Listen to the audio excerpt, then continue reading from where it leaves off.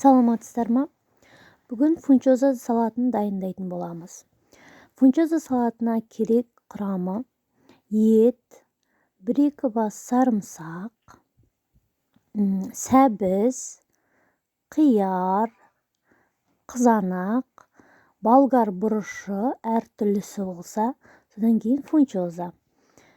Фунчозаның өзінің приправасын, соясын және бұрыш, тұз қажет болады. Ары қарай енді етімізді алып, ұзынша соломка етіп турап, қайысып тұрған майымызға қуырып аламыз жақсылап. Қақпағын жауып 5-10 минутқа қоямыз.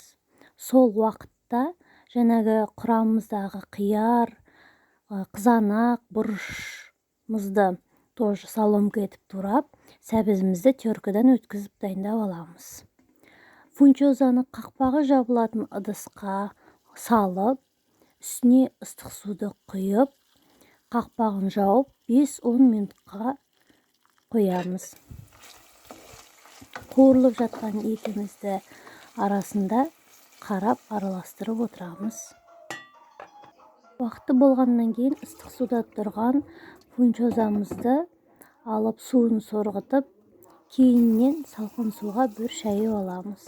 Себебі бір-біріне жабысып қалмас үшін. Және де шайып алғаннан кейін жақсылап сорғытырып қоямыз. Одан кейін қуырылып жатқан етімізге оралып, оның үстіне сәбізімізді, түрлі түсті болгар бұрышымызды, 1 қасық соясын, приправасын, тұз, бұрышын салып араластырып 1-2 минут қуырамыз. Салқындатылған фунчозамыз жеуге ыңғайлы болу үшін пышақпен майдалап кесіп алсақ болады.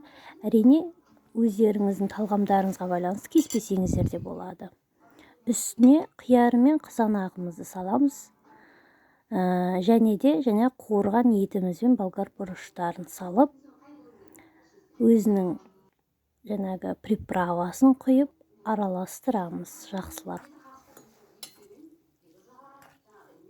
Осымен салатымыз дайын. Астарыңыз дәмді болсын.